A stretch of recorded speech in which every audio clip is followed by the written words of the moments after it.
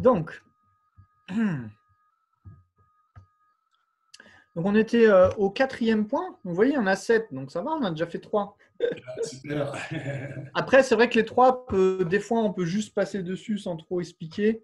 Bon, j'ai fait ce choix-là parce que je me dis que c'est rare d'en parler. Donc, voilà, c'est peut-être un petit peu, bon, intellectuel, mais bon, c'est bien quand même de l'entendre au moins une fois, quoi. Donc, on va aller au 4e point, le mode d'assertion des objets.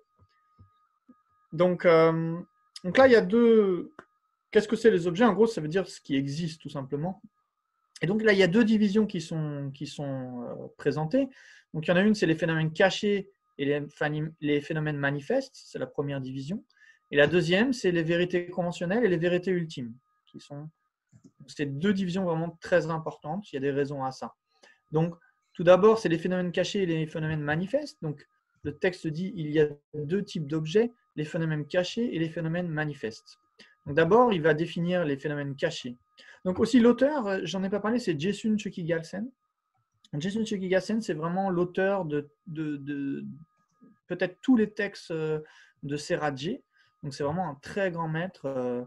Même les auteurs des autres monastères le considèrent comme un maître complètement extraordinaire. Donc, il a vraiment une précision, une connaissance et des réalisations extraordinaires. Donc, c'est assez condensé, mais en même temps, c'est bien parce que c'est plus facile à retenir si vous l'étudiez. Donc, les phénomènes cachés et manifestes. Donc, tout d'abord, les phénomènes cachés. Donc, ça, c'est une présentation qui existe dans toutes les écoles. Pourquoi elle est importante? Parce que, en gros, ça différencie encore une fois qu'est-ce qui va être réalisé par une perception directe et qu'est-ce qui va être réalisé par une cognition inférentielle, c'est-à-dire basée sur une raison. Donc, tous les phénomènes ne sont pas perceptibles directement pour des êtres ordinaires. Donc, ce que nous, on ne peut pas percevoir directement, il nous faut un autre moyen de pouvoir certifier la réalité de ces phénomènes, et ce moyen, c'est la raison. C'est ça qui va amener la connaissance inférentielle. Je vous donne un exemple assez simple. Par exemple, vous voyez de la fumée derrière une colline, une fumée assez épaisse, noire, etc. Donc, et là, vous comprenez qu'il y a un feu. Donc le feu, vous ne le voyez pas directement avec vos yeux. Vous n'avez pas une perception directe des yeux. Donc ça, c'est ce qu'on appelle une connaissance inférentielle. Parce que vous voyez qu'il y a la fumée, vous comprenez, parce que vous savez très bien qu'il y a une relation certaine entre le feu et la fumée, qu'il n'y a pas de fumée sans feu, comme on dit. Donc, vous réalisez qu'il y a un feu. Donc, vous ne l'avez pas vu directement avec vos propres yeux, mais en général, vous avez vu directement que le feu produisait de la fumée en général. Donc, vous pouvez réaliser ça. Donc là, dans ce cas-là, c'est un phénomène caché pour vous. Le feu, en général, n'est pas un phénomène caché, mais dans cette situation, il est caché. Et donc, vous avez une raison pour le réaliser. Donc, vous voyez que parfois, des phénomènes qui ne sont pas accessibles à notre perception directe peuvent être réalisés en utilisant une raison correcte. Donc, ça, la connaissance qui vient en dépendance de cette raison, c'est ce qu'on appelle une connaissance inférentielle. Quand la perception de la fumée elle-même, c'est une perception directe avec nos propres yeux, on la voit. Le feu, c'est une perception inférentielle qui est basée sur la raison, mais c'est une perception parfaitement correcte. Vous réalisez la présence du feu. Donc, elle a une valeur. Et parfois, c'est le seul moyen qu'on a de réaliser un phénomène pour nous à notre niveau. Donc, de dire quels sont les phénomènes cachés et quels sont les phénomènes manifestes, c'est super important. Parce que ça va nous permettre de comprendre quels phénomènes on va réaliser avec les perceptions directes et quels phénomènes pour lesquels on doit utiliser une raison pour générer une connaissance inférentielle basée sur la raison. Donc, c'est une division importante. Et c'est pour ça que dans ce texte très court, il prend le temps de faire cette différence. Parce que pour nous, pour notre pratique, c'est essentiel. Donc, ensuite, il dit les prasangika avancent comme un phénomène caché tous ces objets qui sont nécessairement réalisés en dépendance d'une raison, et comme phénomène manifeste tous ces objets que les êtres ordinaires peuvent certifier par la force de l'expérience sans dépendre d'une raison. Donc, c'est ce que je viens de vous expliquer. Les phénomènes cachés sont nécessairement réalisés en dépendance d'une raison. Donc, vous voyez, on parle de réalisation là quand même. C'est-à-dire qu'en dépendance d'une raison, on développe une réalisation. Et phénomène manifeste, donc là, pour un être ordinaire, c'est par la force de l'expérience. Donc ça veut dire quoi? C'est-à-dire que pour un être qui n'est pas ordinaire, un Bouddha ou un être supérieur, un Arya, lui, il n'a pas besoin d'une raison pour réaliser les phénomènes cachés. Il perçoit l'impermanence, la vacuité directement, donc il n'a pas besoin d'une raison. Mais pour nous, les êtres ordinaires, il y a besoin d'une raison. Donc des illustrations, c'est-à-dire des exemples. Des illustrations de phénomènes cachés sont par exemple l'impermanence subtile du son et la vacuité d'existence véritable du son. Vous voyez, l'impermanence subtile, c'est-à-dire le changement d'instant en instant, ce n'est pas quelque chose qu'on peut voir avec notre perception directe en tant qu'être ordinaire. Donc c'est-à-dire qu'il va falloir utiliser un raisonnement pour le réaliser. Donc ça ne veut pas dire que, bien sûr, beaucoup d'entre vous ont fait des pratiques où vous pouvez voir un certain changement, un mot de changement dans votre corps. Vous pouvez le ressentir avec votre expérience. Donc ça, c'est une perception directe. Donc vous pouvez, je pense, atteindre un certain niveau de compréhension d'impermanence. Mais pour comprendre, là, ce qu'on appelle phénomène caché, c'est l'impermanence subtile, l'impermanence très subtile. L'impermanence très subtile, c'est dans un claquement de doigts, il y a 64 changements. Il y en a qui disent plus, bon, 64 changements. Donc c'est réaliser ce niveau de changement dans notre corps, dans notre esprit, autour de nous, notre environnement, tous les phénomènes. Ça, notre perception directe ne peut pas l'appréhender. Mais bien sûr, notre perception directe, elle va appréhender un certain niveau de changement. Et en fait, ça va nous aider à réaliser l'impermanence subtile. Un peu comme la fumée va nous aider à réaliser le feu. Donc, on a besoin de la perception directe. La connaissance inférentielle, à un moment ou à un autre, elle dépend d'une perception directe. Donc, on a besoin de la perception directe. Donc, toutes ces pratiques qui visent à regarder un petit peu le changement dans notre corps, dans notre esprit, sont importantes, parce que c'est une perception directe. Mais elles doivent être un tremplin pour arriver à un phénomène plus subtil, qui est l'impermanence subtile. Donc là, vous voyez, Jesse Gaston, il dit ça, c'est un phénomène caché, ça veut dire que c'est réalisé nécessairement en dépendance d'une raison pour un être ordinaire. Et pareil pour la vacuité. La vacuité, elle est nécessairement réalisée sur la base d'une raison pour un être ordinaire. Donc pour un Arya, c'est différent. Il a une perception directe, lui, c'est différent. Mais il a dû commencer comme nous, par la raison. Donc on en revient encore à l'importance des conséquences, des syllogismes, etc. Bon. Après, vous inquiétez pas, vous avez de la logique. C'est pas parce que vous ne connaissez pas forcément le mot syllogisme ou conséquence que vous n'avez pas de logique. Donc vous avez une logique, donc vous pouvez l'utiliser. Donc ça, il n'y a pas de souci. Donc il y a l'impermanence subtile, il y a la vacuité, il y a aussi le non-soi plus grossier des personnes, non-soi subtil des phénomènes. Même les quatre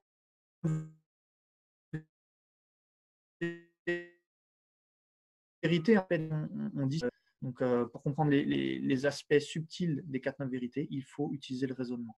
Pour comprendre la vérité de la souffrance, la vérité de l'origine, la cessation, le chemin, il faut utiliser le raisonnement. Pourquoi? Parce qu'on n'y a pas un accès direct à cette perception-là. On n'a pas une perception directe de la vérité de la cessation, ce n'est pas possible. Donc, il faut réfléchir à travers le raisonnement. Donc, par exemple, vous avez Dan Curti qui va essayer d'expliquer à travers le raisonnement, par exemple, les vies passées, les vies futures, qui va expliquer les 4-9 vérités. Donc, il va utiliser beaucoup de raisonnement pour pouvoir prouver ces points. Pourquoi cacher? Et si, par exemple, il y a un livre du Dalai Lama qui s'appelle La foi basée sur la raison.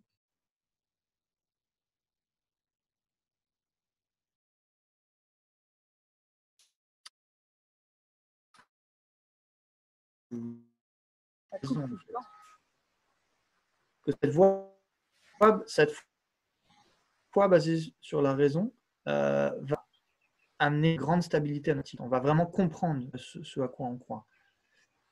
Et d'ailleurs, le Bouddha, il a dit lui-même, n'acceptez pas mes propos par simple respect pour moi, analysez mes propos, investiguez-les, comme l'orfèvre va analyser l'or en le coupant, en le brûlant, etc., en le frottant, pour voir si l'or est pur. Et une fois qu'il a vu qu'il est pur, alors il va acheter l'or. Donc c'est pareil que les enseignements du Bouddha, il faut les analyser et les scruter avec la raison, l'expérience, mais aussi la raison.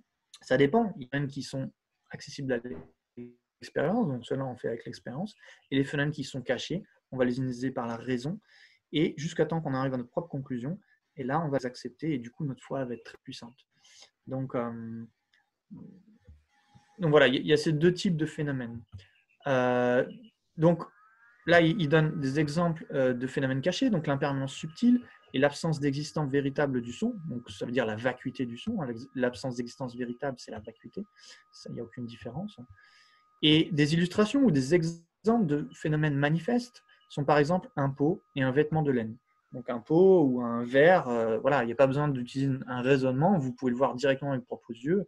On vous dit ça c'est un pot, vous avez réalisé qu'il y a un pot sur la table. Vous n'avez pas besoin de réfléchir pour comprendre qu'il y a un pot sur la table. Donc, après, voilà, il ne faut pas non plus réfléchir quand il n'y a pas besoin de réfléchir.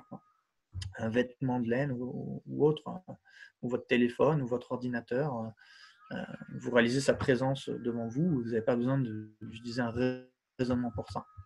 C'est un phénomène évident.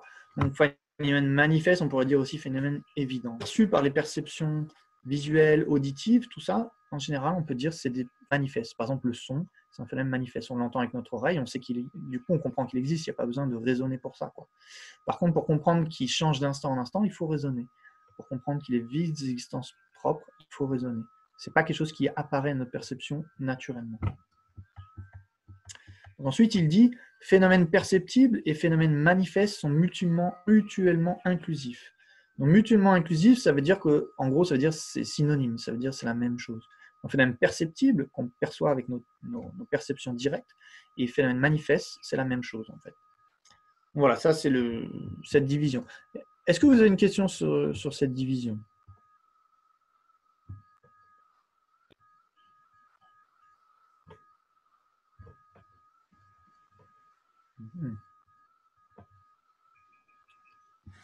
Par exemple, mon âge, est-ce que c'est un phénomène manifeste ou un phénomène caché?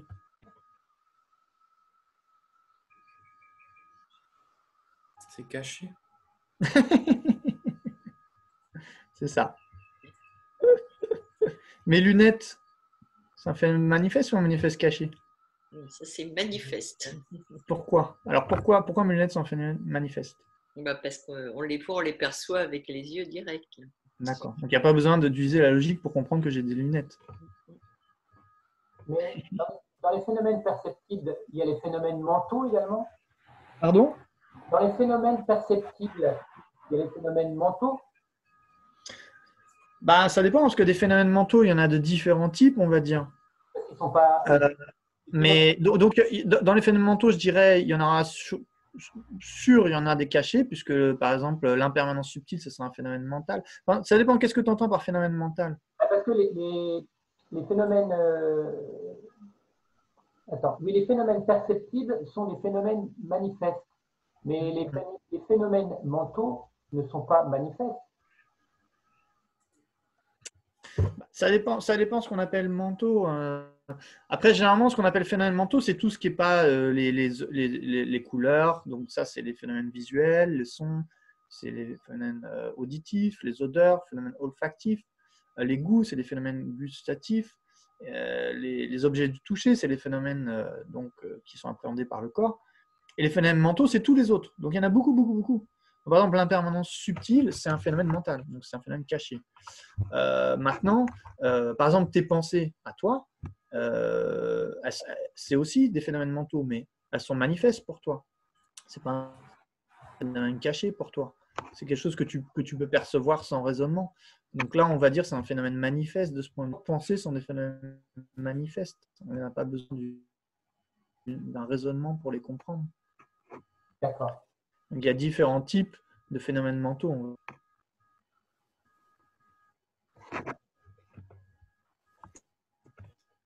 Vous avez d'autres questions là-dessus ou c'est assez clair? Oui, moi j'ai juste une petite question.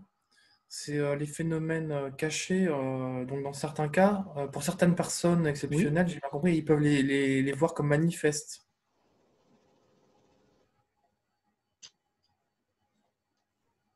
Ah, ça a bloqué là, la vidéo. Ce qu'on appelle ce qu'on... J'entends plus là.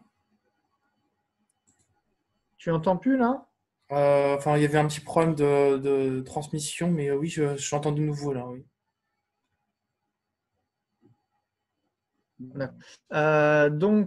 Oui, donc qu'est-ce qu'un supérieur? Donc, c'est quelqu'un qui a de la vision.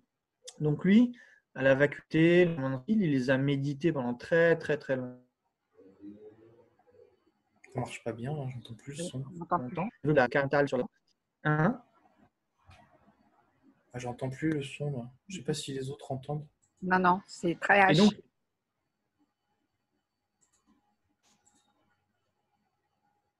Host, stop your vidéo. On n'entend plus. C'est quoi ça? Ça stop your vidéo. je peux arrêter la vidéo peut-être? Oui, bien sûr, oui. Peut-être ça Et marchera là, ça mieux. va mieux? Oui, je pense que ça va Oui. mieux. Là, ouais. Euh, Enfin, je suis pas sûr en fait que ça va mieux. Hein. J'entends pas en fait. donc, la première référence de la vacuité. Ça va? Non. Ok. Donc, Moi, je suis carrément coupée. la première réalisation va être inférieur à travers la suite. J'entends des gens parler. Et donc ensuite, vous concentrez sur cette vacuité, développement de vacuité, puis l'année 30 sur la vacuité. Et donc, au fur et à mesure, cette réalisation de la vacuité, cette concentration va se développer encore et encore, jour où cette vacuité va devenir une perception non conceptuelle, directe. Donc ça, c'est le chemin de la vision. Donc c'est par la familiarisation. En fait, ce qui est dit, c'est que si on se familiarise avec quelque chose, ça devient nécessairement non conceptuel à un moment donné, par la force de la concentration. Donc, c'est par la force de la concentration que ça va arriver. Donc, une personne qui a fait ça, c'est un aria, donc il a une raison directe de la vacuité. Et donc, pour lui, la vacuité est manifeste. C'est plus un phénomène caché. Mais en général, c'est un phénomène caché parce que on définit par phénomène caché, c'est pour un être ordinaire, comme nous, par exemple, la première fois qu'on a la vacuité, c'est nécessairement en dépendance d'un raisonnement. Donc, ça reste un phénomène caché. Même si pour certains, ce n'est pas caché, en général, c'est caché. Comme le feu, par exemple, en général, c'est un phénomène manifeste, mais quand il est derrière une colline et qu'on voit la fumée, pour nous, il est caché. Mais ça ne change pas le fait qu'en général, le feu est un phénomène manifeste. D'accord. D'accord. Merci. Voilà. Je passe au sujet suivant.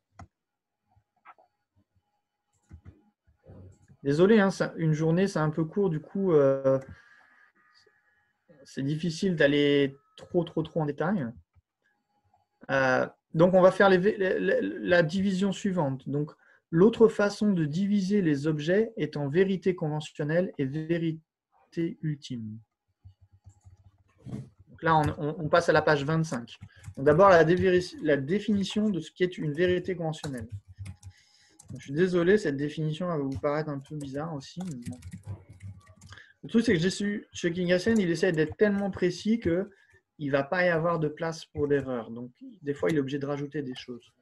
Donc, un objet qui est trouvé par une cognition valide qui distingue une convention et au regard duquel cette cognition valide distinguant une convention devient une cognition valide distinguant une convention. Voilà. Désolé pour ça. Donc c'est un petit peu bon. En gros, ça veut dire que qu'est-ce qui va connaître une vérité conventionnelle? C'est une conscience conventionnelle, en fait, tout simplement. Donc, par exemple, votre conscience visuelle, c'est une cognition valide, elle est valide, et c'est une cognition valide qui analyse le conventionnel en général, qui distingue une réalité conventionnelle. Donc, qu'est-ce que ça veut dire? C'est bon, vous m'entendez, hein? Ouais. Oui, on t'entend. Ah, d'accord. Donc, qu'est-ce que ça veut dire? Ça veut dire, en gros, tout ce qui va être perçu de manière correcte par votre conscience visuelle, c'est une réalité conventionnelle. Donc, par exemple, les couleurs que vous voyez, les formes, etc. Tout ça, c'est perçu donc par une conscience visuelle. Donc, c'est une conscience qui distingue des phénomènes conventionnels. Donc, ça distingue des phénomènes conventionnels, la conscience visuelle. Donc, tout ce que vous allez voir avec vos yeux, c'est des vérités conventionnelles. Enfin, quasiment tout, on va dire. Quasiment tout. Parce que des fois, il peut y avoir des erreurs. Mais en gros, votre ordinateur, votre chaise, votre table, votre téléphone, tout ça, vous les voyez. Donc, c'est des vérités conventionnelles parce que c'est distingué par une conscience qui analyse le conventionnel, qui distingue le conventionnel. Et donc, cette conscience-là n'a pas la capacité, par exemple, de voir la vérité ultime. Vos yeux, vos oreilles, votre nez, votre bouche, votre corps votre conscience tactile, n'a pas la capacité de discerner l'ultime. Ça, il n'y a qu'un Bouddha qui peut faire ça. Avant, ce n'est pas possible. Un non-Bouddha, même les plus grands bodhisattvas, leur conscience, leur perception directe ne réalise, leur conscience sensorielle, excusez-moi, ne réalise pas la vacuité. Il n'y a qu'une conscience mentale qui peut la réaliser. Donc pourquoi il rajoute qu'elle devient une condition valide par rapport au fait qu'elle distingue une convention? Lui, il perçoit tous les phénomènes, il perçoit une science d'un va percevoir le conventionnel et l'ultime. Donc du coup, on ne peut pas dire que le phénomène est conventionnel juste parce que la conscience du Bouddha l'aperçoit, parce que lui, il perçoit les deux, il perçoit l'ultime et le conventionnel. Donc, la partie de la conscience du Bouddha qui perçoit le conventionnel, cette partie-là, on peut la désigner comme, et la partie qui distingue l'ultime, comme une conscience qui distingue l'ultime. Donc, on peut faire cette division. Mais bon, c'est particulier à un Bouddha. Donc, c'est pour ça qu'il rajoute cette deuxième partie de la définition, quand il dit « au regard duquel cette condition valide distinguant une convention devient une condition valide distinguant une convention ». C'est pour ça qu'il ajoute ça, c'est pour distinguer le Bouddha. Mais sinon, en général, pour nous, la première partie serait suffisante. Un phénomène conventionnel, c'est un objet qui est trouvé par une condition valide qui distingue une convention. C'est suffisant pour nous. Pour nous, ça ne fait pas de problème. Donc, je ne vais pas m'attarder là-dessus. Donc aussi, on dit conventionnel, mais il y a une manière de traduire ce mot conventionnel, surtout chez les Prasangika, qui est un peu plus correcte a priori. C'est une convention trompeuse, on pourrait dire. Une vérité trompeuse, pardon. Plutôt que la vérité conventionnelle, on pourrait dire la vérité trompeuse. Donc la vérité ultime et la vérité trompeuse. Pourquoi trompeuse? Parce qu'elle n'apparaît pas comme elle existe. Donc tout ce qu'on perçoit avec nos sens, c'est faux. C'est ça que nous dit l'école Prasangika. Il y a quelque chose de faux. Ça veut dire que tout est faux non plus. Il ne faut pas tomber dans le nihilisme. Il y a quelque chose de correct dans ce qui nous apparaît, mais il y a quelque chose qui ne va pas. Il y a une erreur dans l'apparence. Ça n'apparaît pas comme ça nous existe. Les phénomènes apparaissent existants de leur propre côté, indépendamment d'une conscience, etc. Mais ça, ce n'est pas vrai. Il y a quelque chose de faux dans l'apparence. Donc, on appelle ça des vérités trompeuses parce que elles sont vraies, elles sont considérées comme réelles par l'ignorance, en fait. Donc, l'ignorance est considérée comme réelle, mais en réalité, elles ne sont pas réelles. Donc, ensuite, il dit, il ne convient pas de diviser les conventions, donc les vérités trompeuses, en conventions réelles et conventions irréelles, puisqu'il n'y a pas de convention réelle. Ceci, puisque si c'est une convention, ce n'est nécessairement pas réel. Ceci, puisque si c'est une convention, c'est nécessairement irréel. Donc les vérités conventionnelles ou les vérités trompeuses sont nécessairement irréelles. Donc en gros, ce qu'on dit, c'est qu'il n'y a que la vacuité qui est vraie. Pourquoi? Parce qu'il n'y a que la vacuité qui apparaît telle qu'elle existe. Ça ne veut pas dire que la vacuité existe véritablement, mais elle apparaît comme elle existe. Pour celui qui réalise la vacuité directement, elle apparaît comme elle existe. Par contre, pour nous, que ce soit l'ordinateur, la table, la chambre, mon corps, mes lunettes, vous, tout ça, c'est pas réel. Ça n'apparaît pas tel que ça existe. Donc c'est trompeur. C'est des vérités trompeuses.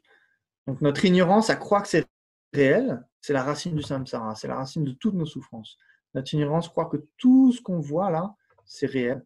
Et ça, c'est faux. Se trompe. Donc, on ne peut pas diviser la vérité conventionnelle en les vérités conventionnelles réelles et irréelles, parce qu'elles sont toutes irréelles. Donc ça, c'est encore un point spécifique des Prasangika, de dire que toutes nos perceptions, même visuelles, auditives, sont erronées. Il y a quelque chose d'erroné. Du matin au soir, toute notre vie, tout ça, il y a quelque chose de faux. Il y a quelque chose de faux dans l'apparence. Ça, c'est un point très spécifique des Prasangika. Ensuite, il dit, donc là, il vient de dire qu'on ne peut pas diviser les vérités trompeuses ou conventionnelles en réel et irréel, puisqu'elles sont toutes fausses en gros. On peut pas dire c'est réel puisque c'est faux. C'est contradictoire. Par contre, ce qu'on peut faire, donc, il dit ensuite, vérité conventionnelle réelle et irréelle en dépendance d'une perspective mondaine. Puisqu'une forme est réelle en dépendance d'une perspective mondaine, tandis que le visage dans un miroir, en tant que visage, est irréel en dépendance d'une perspective mondaine. Donc on va s'arrêter là. Donc, d'accord, on dit qu'en gros, on peut pas dire qu'il y a des vérités conventionnelles réelles et irréelles, puisqu'elles sont toutes irréelles. Mais du point de vue d'une perspective mondaine, c'est-à-dire d'un être ordinaire, un être ordinaire, il va faire une différence entre le reflet dans un miroir qui apparaît comme un visage mais qui n'est pas un visage, et quand il voit une personne directement. Donc, par contre, la réflexion dans le miroir du visage, ça, c'est pas vrai. Donc, un être ordinaire, il va faire cette distinction. C'est-à-dire qu'il va déjà, quand même, les êtres ordinaires, nous et tous les autres êtres ordinaires, on arrive quand même dans cette vérité conventionnelle à faire des différences dans le miroir. On sait que c'est pas vraiment notre visage, on sait que c'est pas notre visage. Et quand ça apparaît comme étant notre visage, on sait que c'est faux. Une illusion magique, on sait que par exemple il y a des tours de magie, ils coupent une personne en 2, en 3, en 4. On est impressionné que c'est faux. Et vraiment quelqu'un découper quelqu'un, on serait horrifié. Pourquoi? Parce que là on se dirait ça c'est vrai. Donc on fait une différence quand même dans notre quotidien entre ce qui est vrai et ce qui n'est pas vrai. Donc c'est approprié de faire ça de ce point de vue-là. Du point de vue de la perception mondaine, c'est ok de dire qu'il y a des vérités conventionnelles qui sont réelles, comme un visage d'une personne qu'on est en train de regarder, et irréelles, comme une réflexion dans un miroir. Donc c'est ok de faire cette division. Donc vous voyez, qu'est-ce qu'on va considérer comme faux, même en tant qu'être ordinaire? C'est quelque chose qui apparaît d'une manière et qui existe d'une autre. Donc, par exemple, le magicien qui découpe la femme en morceaux, on va dire c'est faux.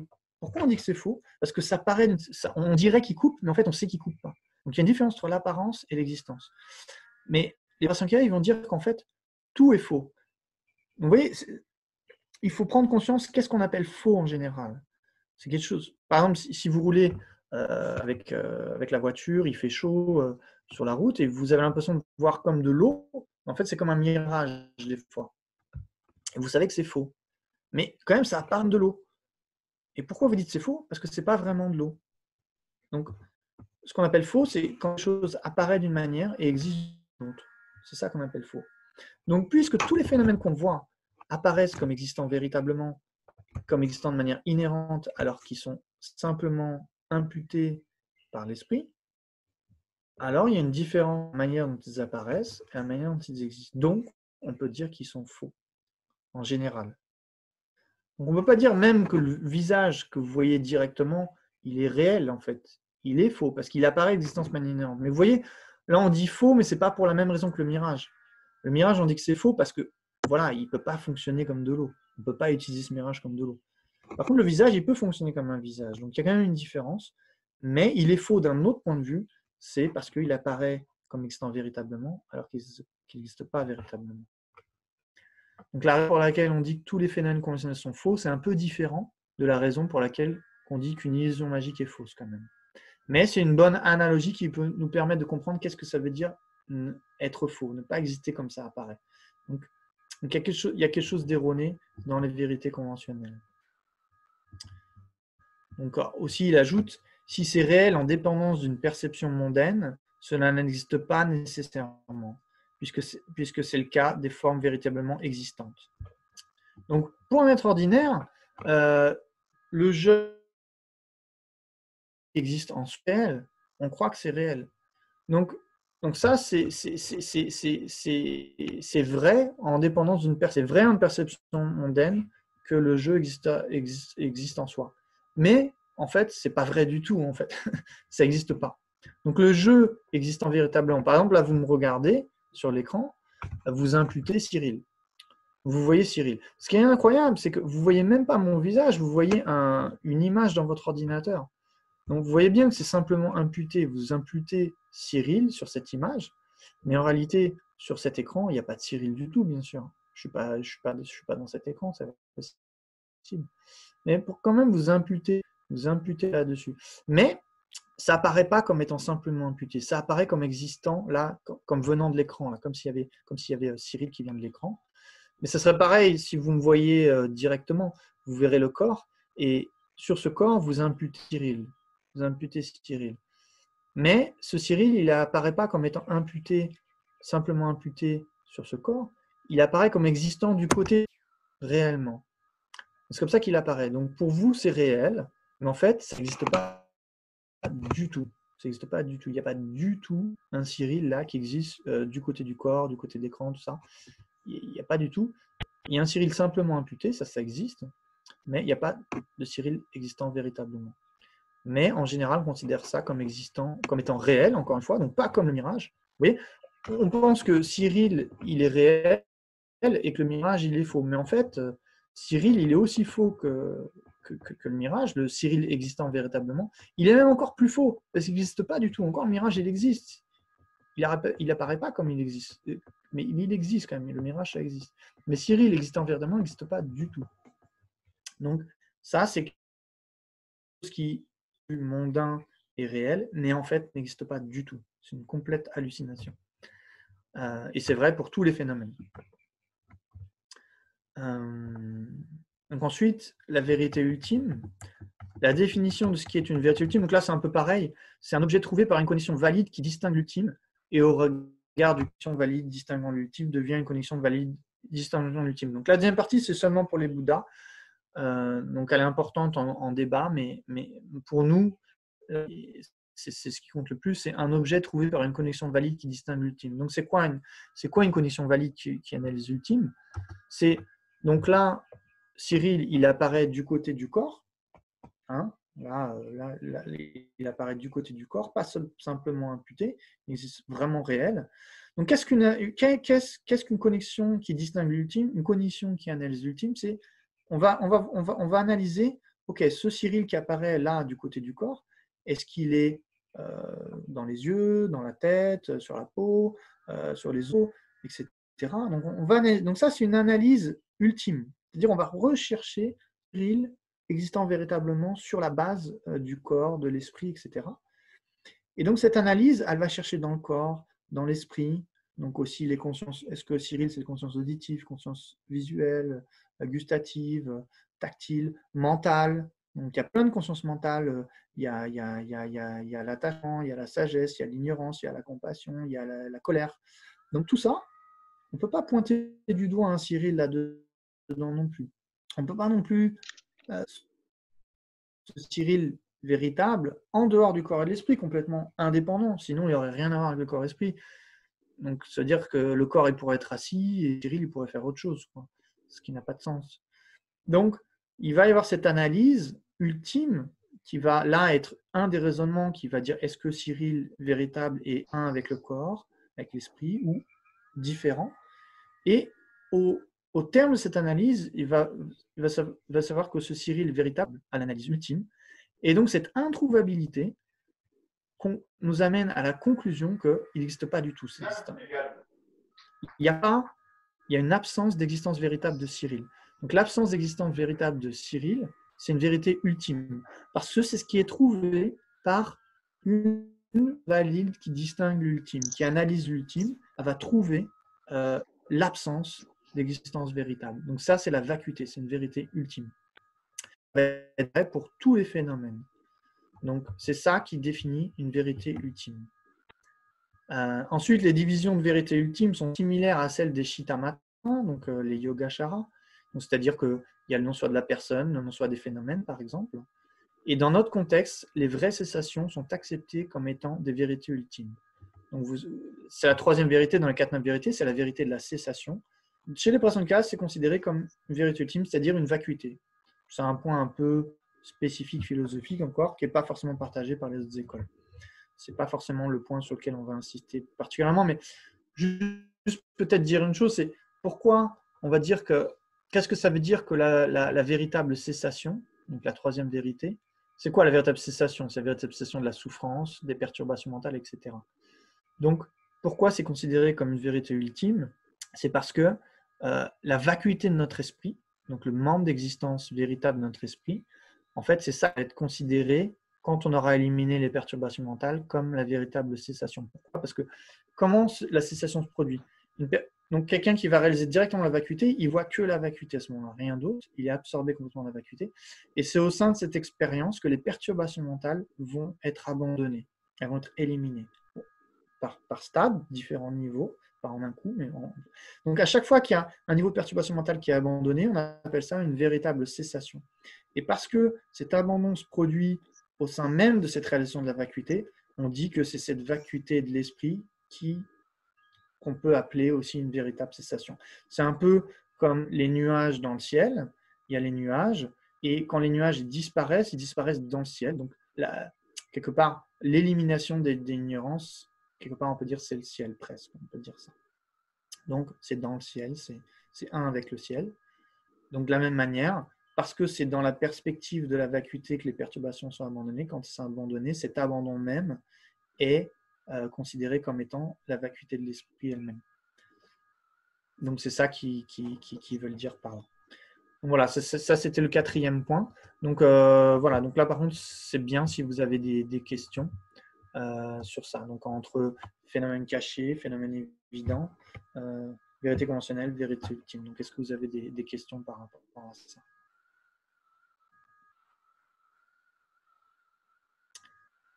Ou c'est complètement confus? Moi, j'avais une question. En fait, la différence entre l'école prasangique et svatantrique, alors les prasangiques, en fait, ils disent que c'est directement avec les consciences sensorielles qui ont l'apparence. Donc, ce sont des perceptions erronées. Ce qu'ils disent les svatantriques, c'est quoi? Que les perceptions sensorielles sont correctes. Oui, alors ça va être l'objet du prochain point du texte, justement. Mais oui, en gros, bon, il y a 2 types d'écoles Svatantrika. Il y a les Svatantrika Yogacara et la Svatantrika Sotantrika. Donc, Svatantrika Sotantrika, c'est Baba Viveka. C'est-à-dire, ils acceptent les objets extérieurs un peu comme les Sotantrika, en fait. Donc, parce qu'ils acceptent les objets extérieurs un peu de manière similaire aux Sotantrika, on les appelle Svatantrika Sotantrika. Donc, eux, ils vont accepter les objets extérieurs. Ensuite, il y a les Svatantrika Yogachara. Donc, pourquoi on les appelle Yogachara? C'est parce qu'ils n'acceptent pas les objets extérieurs, un peu comme les Chittamatras, les Yogachara. Donc, pourquoi je parle de ça? C'est parce qu'eux, ils ne vont pas dire la même chose par rapport aux perceptions directes. Donc, les Svatantrika Yogachara qui sont similaires aux Chittamatras, qu'est-ce qu'ils disent? Ils disent que les objets n'existent pas de manière extérieure. Mais ils apparaissent de manière extérieure aussi aux consciences directes, comme la perception visuelle, etc. Donc, elles sont erronées. Donc, ils vont dire aussi que les perceptions sensorielles sont erronées. Pourquoi? Parce que les phénomènes apparaissent comme étant indépendants de la conscience extérieure, alors qu'en fait, ce n'est pas le cas. Donc, ils vont dire aussi que les perceptions directes sont erronées.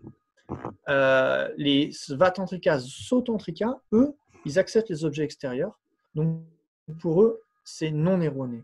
Les perceptions sensorielles sont non erronées. Elles sont correctes. Mais les deux sont d'accord pour dire que par rapport à l'apparence d'existence inhérente qui apparaît aux perceptions sensorielles, les 2 types de Svatantrika vont dire que là, c'est non erroné. Parce qu'ils acceptent l'existence inhérente. Donc, l'existence inhérente apparaît aux consciences sensorielles, mais pour eux, il n'y a aucune faute là-dedans. Donc, c'est non erroné.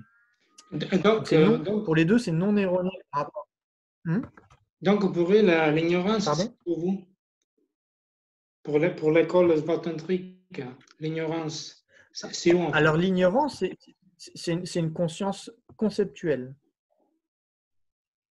L'ignorance est une conscience conceptuelle et par contre, donc toutes les consciences conceptuelles pour eux vont être erronées de toute façon. Parce que là, il va y avoir une apparence d'existence véritable. Eux, ils ont une différence entre existence véritable et existence. Pour eux, ce n'est pas la même chose. Pour les Prasangika, ça revient au même. Donc, Svatantrika étant des Madhyamika, ils disent que tous les phénomènes sont vides d'existence véritable. Nous, les Prasangika, on va dire la même chose. Tous les phénomènes sont vides d'existence véritable. Mais ce qu'on entend par là, ce n'est pas la même chose. Donc, pour les Svatantrika, manque d'existence véritable, ça ne veut pas dire manque d'existence inhérente. Ça ne veut pas dire la même chose. Que pour eux, les phénomènes existent de manière inhérente, mais n'existent pas de manière véritable.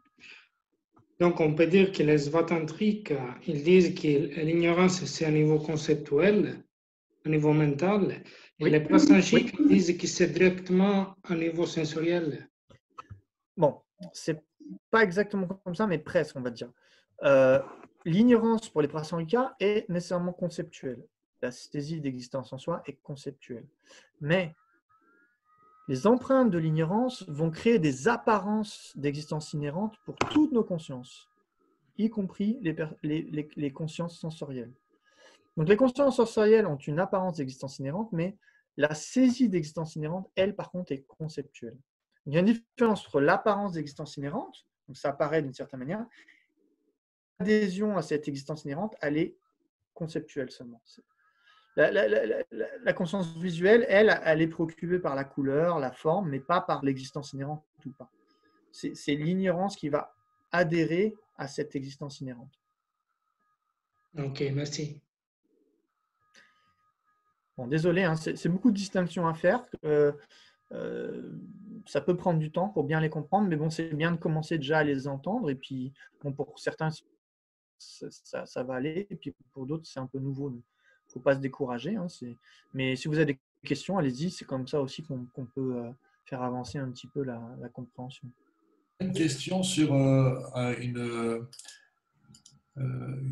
échange avec la Mayéché. Un disciple demande à la Mayéché, est-ce que la Terre est ronde ou plate? La Mayéché dit, elle est ronde pour ceux qui la pensent ronde, elle est plate pour ceux qui la considèrent plate. Le disciple dit, mais le Bouddha, il la voit comment? Il dit, il la voit ronde au travers de la connaissance qu'il a du courant de conscience de ceux qui la considèrent ronde et plate par rapport à. Et un échange avec Geshe-Bel dit, non, c'est faux. Le Bouddha a aussi une vue propre au niveau conventionnel. Et la question induite, c'est est-ce que la vue conventionnelle du Bouddha est une terre ronde ou plate? Et dans tous les cas, ça prouve qu'elle est fausse aussi, complètement fausse, quoi, si on considère ça. Bah, après, c'est difficile de savoir comment le Bouddha y perçoit les choses, sincèrement. Je ne sais pas, quoi. C'est parce qu'il y a une façon tellement différente de la nôtre. Déjà, il voit les deux vérités en même temps. Il voit tous les phénomènes comme étant simplement imputés par l'esprit. Donc, c'est très difficile de concevoir à quoi ça ressemble. Il n'y a que le Bouddha qui a cette perception, personne d'autre. Donc, je ne vais pas aller trop là-dedans parce que c'est un peu difficile. Par contre, par rapport à la Terre ronde et plate, je pense que oui, peut-être il y en a qui peuvent le percevoir comme plate, mais on doit dire que c'est une conscience fausse. Par contre, ceux qui la perçoivent ronde, c'est une conscience valide. Parce que chez les Prasangika, on fait quand même la différence entre conscience valide et conscience erronée. Et de percevoir la Terre comme étant plate, c'est définitivement une conscience fausse. Donc, comment on va déterminer une conscience valide ou pas chez les Prasangika? Comment on va dire qu'un phénomène existe ou pas? Parce qu'on doit faire une différence chez les Prasangika entre un existant et un non existant.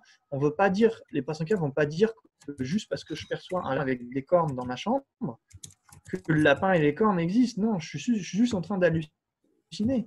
Les Prasangika, ils doivent faire la différence. Juste parce que je pense. Donc, chez les Prasangika ne disent pas que tout ce qu'on perçoit, c'est correct. Non, il y a des différences. Par exemple, de percevoir le corps comme étant permanent, les phénomènes comme étant permanents, il y a des gens qui perçoivent comme ça, qui croient à ça. Mais les Prasangika vont dire ça, c'est une connaissance fausse. Par contre, il y en a qui vont dire les phénomènes sont impermanents, les phénomènes qu'on dit sont impermanents. Donc, les Prasangika, on doit absolument, et Lama Tsongkhapa, il l'explique très clairement dans l'Amrim Shirmo, hein, je veux dire, on doit faire très clairement la différence entre une connaissance valide et une connaissance erronée, entre un existant et un non existant, même au niveau conventionnel. Donc, quelqu'un qui perçoit la Terre comme étant plate, pourquoi c'est faux? Parce que la Terre comme étant plate peut être contrée par une perception valide, directe, et une perception inférentielle, par la logique. Les deux peuvent la contrer. D'ailleurs, la première fois que la Terre ronde a été prouvée, c'est par la logique.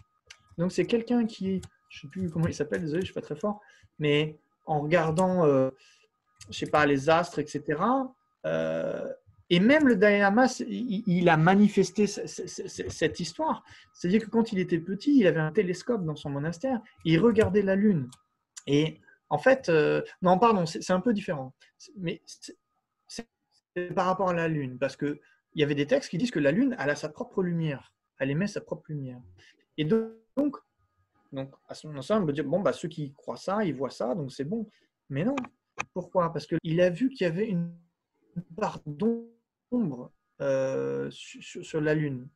Donc, il voyait une partie de la Lune, mais il voyait de l'ombre. Et donc, il a réalisé que ça devait être le Soleil qui éclairer une partie de la Lune, et du coup, basé sur une observation et la logique, il a réalisé que la Lune n'avait pas sa propre lumière. Donc, vous voyez, cette croyance qui était dans certains textes, que la Lune avait sa propre lumière, a été contrée par une connaissance valide, logique. Et ensuite, bien sûr, elle a été contrée par ceux qui ont été explorer l'espace, par leur perception directe. Mais, par exemple, ils ont bien vu. Les hommes qui voient le verre d'eau, ils ont une perception valide du verre d'eau. Les dieux qui voient un verre de nectar ont une vision valide du verre de nectar, etc. Qu'est-ce que c'est vraiment une notion valide dans cette tradition-là? Bon, là, tu commences à aborder les questions difficiles. Hein. Mais c'est important. C'est important. C'est important parce que les différentes écoles vont interpréter cet exemple différemment.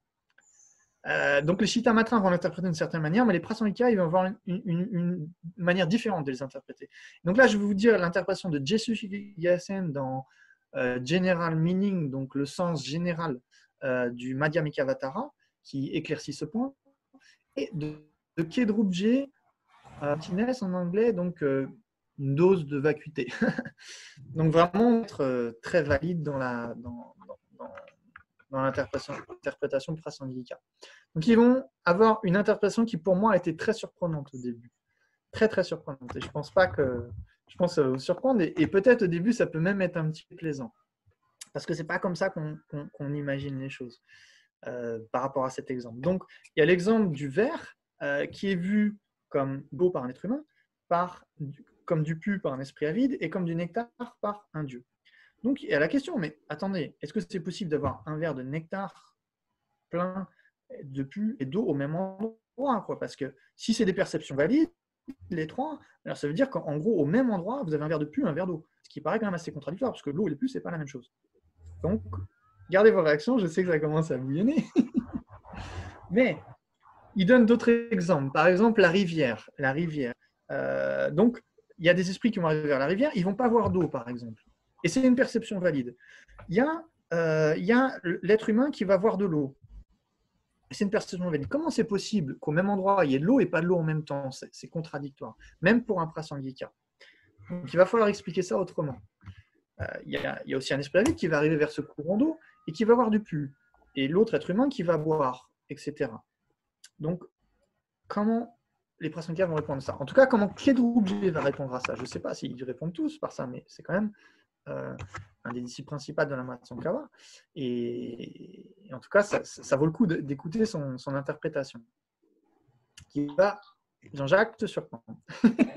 En tout cas, moi qui m'a surpris. Donc, qu'est-ce qu'il dit? Par exemple, par rapport à la rivière, on va prendre la...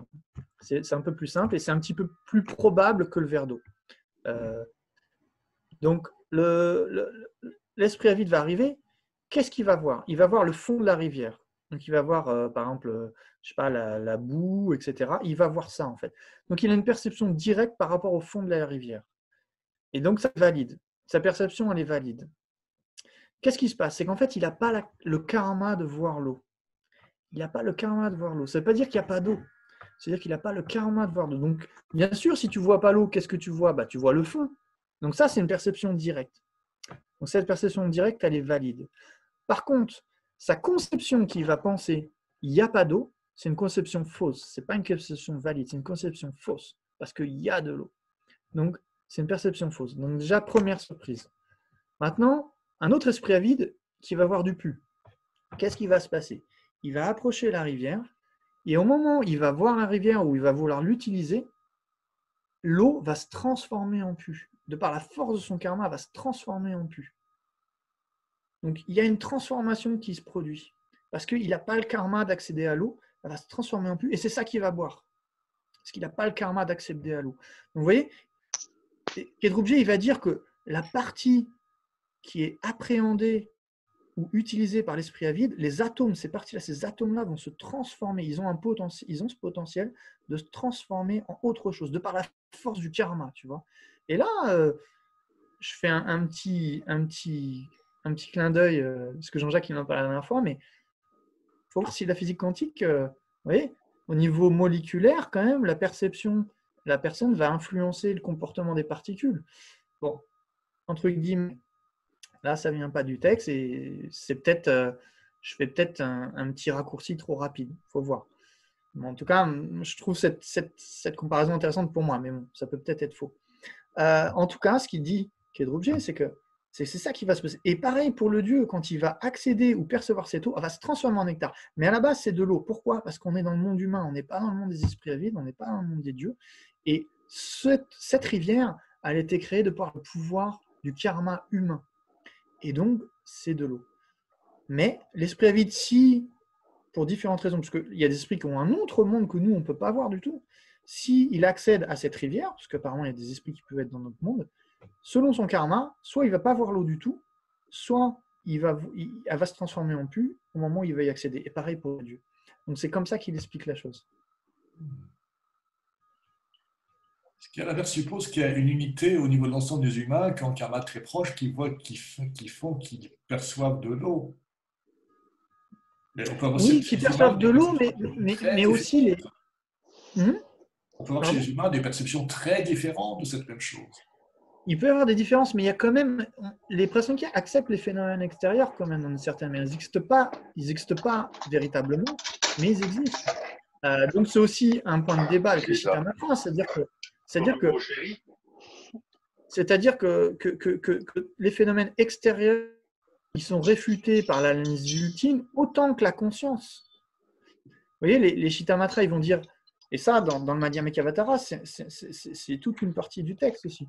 C'est-à-dire, pour les Shittamatra, il n'y a pas de phénomène extérieur du tout. Par contre, il y a une conscience qui existe véritablement. Chez les Prasangha, ils vont dire, ça ne marche pas ce que vous dites. Parce qu'à l'analyse ultime, c'est vrai que vous ne pouvez pas trouver les phénomènes extérieurs. Mais vous ne pouvez pas trouver non plus la conscience. Donc, ils existent tous les deux comme étant des illusions. Mais ils existent. Donc, les phénomènes extérieurs n'existent pas moins que la conscience. Ils existent, mais ils n'existent pas véritablement. Donc, il y a quand même une acceptation de phénomènes extérieurs qui dépend du karma, etc. Donc, l'eau, elle est produite en dépendance de certains karmas. Elle a certaines caractéristiques que le jus ou le nectar n'a pas. Le nectar, c'est un phénomène qui existe dans le monde des dieux, qui est créé par leur karma. Et donc, moi, par exemple, je ne peux pas avoir ce nectar. Les causes et conditions qui vont produire l'eau, ce n'est pas les mêmes que les causes et conditions qui vont produire le pu ou qui va produire le nectar. Donc, vous voyez, en passant le cas, les phénomènes sont vides d'existence propre parce que c'est des productions dépendantes. C'est des productions dépendantes parce qu'ils dépendent de causes et conditions, parce qu'ils dépendent de parties, parce qu'ils sont imputés par l'esprit. Donc, on revient encore à la production dépendante. Ces phénomènes existent, ils existent en dépendance de causes et conditions. Donc, ça veut dire que si par exemple, moi, à la place de la rivière, je vois du pu, eh ben, c'est peut-être que j'ai un problème mental. C'est peut-être que j'ai un problème mental. Ce n'est pas une perception valide pour moi. Ce n'est pas par la force. C'est un problème mental. Ou si j'ai un problème aux yeux et je vois une montagne blanche comme étant bleue, c'est parce que j'ai un problème au niveau de l'œil. Ça ne veut pas dire que la montagne, elle existe. Donc, vous voyez, ce n'est pas que tout ce qu'on perçoit, ça existe. Il y a des phénomènes qui existent, il y a des phénomènes qui n'existent pas. Donc, la Terre, elle est ronde, elle n'est pas carrée. Donc, si quelqu'un perçoit la Terre carrée, c'est une perception fausse. Et c'est réfutable.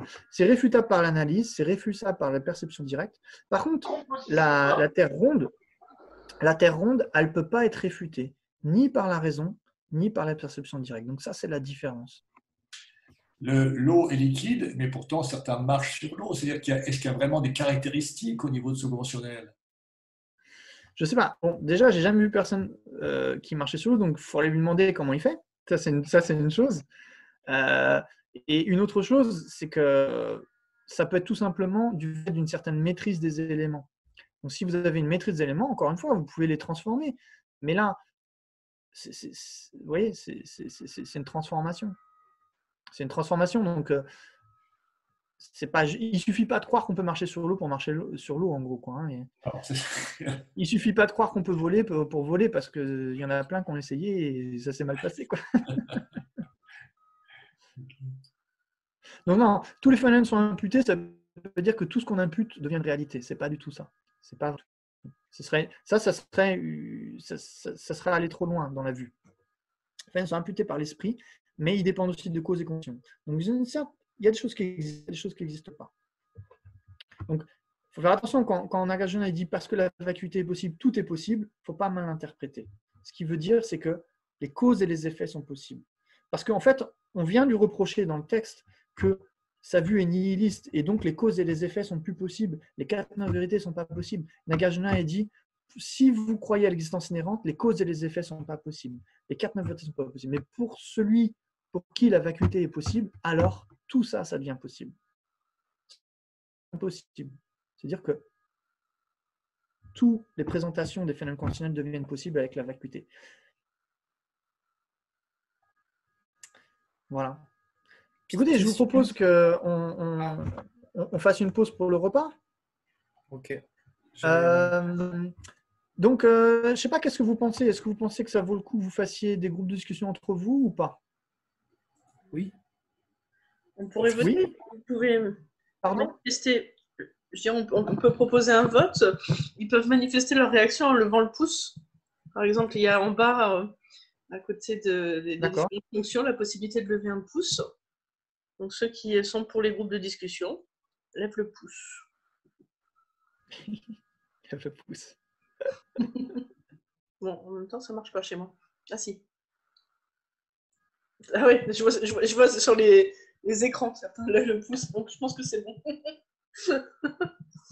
Bon? C'est bon. Ah oui. Il y a Clario qui monte son vrai pouce. Ok.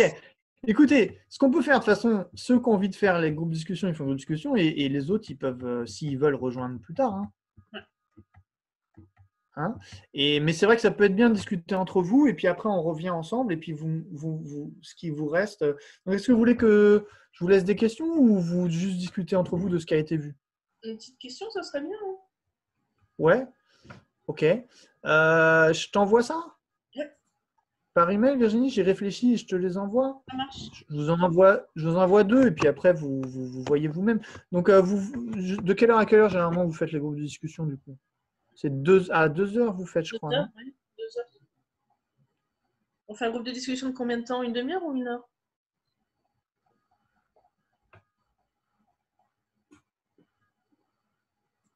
Cyril? Ah, c'est à moi que tu demandes? Je sais pas. La dernière fois, moi, je pense que la dernière fois, c'était pas mal. Vous aviez fait de 2 heures à 2h40. Et après, on avait fait une mise en commun à 2h40 ensemble. Très bien. Et après, on continue l'enseignement jusqu'à 6. Hein? Alors, j'ai jamais fait les groupes sur Zoom. Je suis prête à tenter, mais je m'excuse par avance s'il y a des petits couacs. D'accord.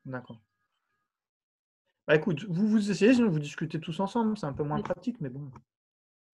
Ok, donc on se retrouve à 2h. Je suis sûr que tu vas y arriver.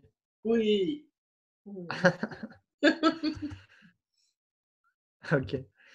Bon, Donc, on se revoit. Vous voyez vous à 2h et nous, on se revoit à 2h40 alors. Ça marche. Ok, Virginie, je t'envoie 2 questions, 3 questions. Oui, c'est très bien. Hein. J'envoie 2, 3 questions. Oui, 2. Ok, super. Bon appétit. Bon appétit. Toi aussi, merci. On peut juste faire un Janchu Senchor Rinpoche. Ah oui. Janchu Senchor Rinpoche, ma Gyepanam Gyegyeche, Gyepanyam Pame Bayo, Gone Gontu Bewajo. À tout à l'heure. À tout à l'heure. À tout à l'heure. À tout à l'heure. À quelle heure ça se finit ce soir? Je pense qu'il est parti là, vers 18h. 18h. C'était marqué 18h. Ok, merci. Oui.